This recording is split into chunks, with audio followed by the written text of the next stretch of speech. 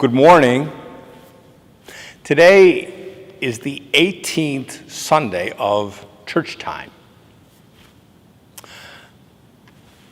Translating from one language to another language is always complicated, and often one language expression translated to another language's expression is not exactly the same.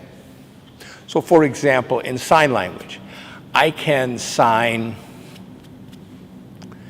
Now, that sign means feeling, but really, if I meet a person, it means, how are you? How are you? Or if I sign this, it can mean, what's going on? In the New Testament of the Bible, we know that all four Gospels and really all of the writings in the New Testament, all those were written in the Greek language. And our English translations for the Mass are from that language. But the translations don't always translate exactly what the Greek said or meant. And today's gospel is a very good example. We have this story today that Jesus is teaching and preaching to this whole crowd of people. And the day is kind of going on, and the translation in English says, Jesus saw that the people had been there all day and they were hungry. And the translation says, Jesus was moved with pity. Nice idea. But that was not the Greek. In the Greek for this gospel, the word that is used is more like Jesus saw the people's hunger and he just was torn up, watching their hunger. That's a little different than just saying, well, he felt pity. And we need to think about that Jesus saw this hunger, this thirst people had, a physical hunger for food, but also a spiritual hunger to have God in their lives. And Jesus sees how hungry are and the need. And so Jesus feels this inside himself, like, That's not exactly, he felt pity.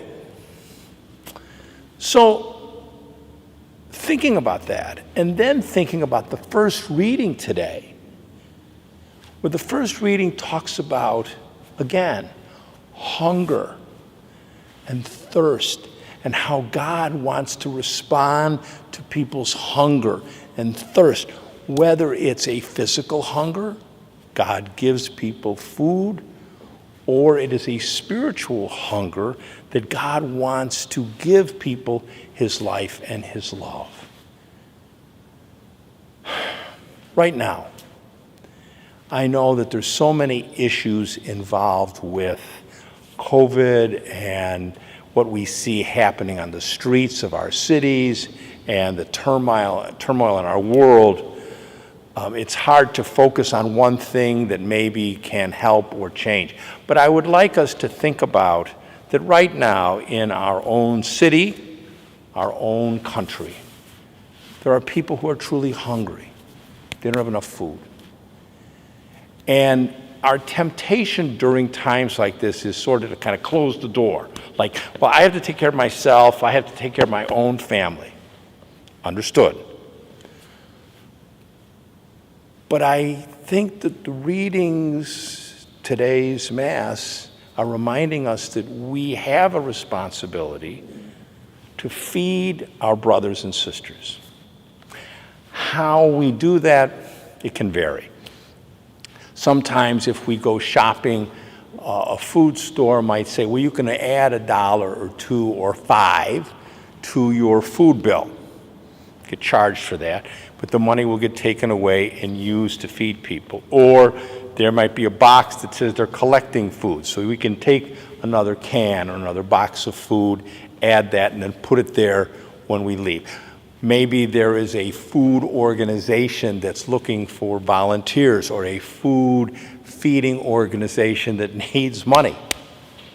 Whatever we can do to do God's work for those people who are truly hungry and needing food, for us to think about how can I, my family, our church, help and feed our brothers and sisters who are truly in need.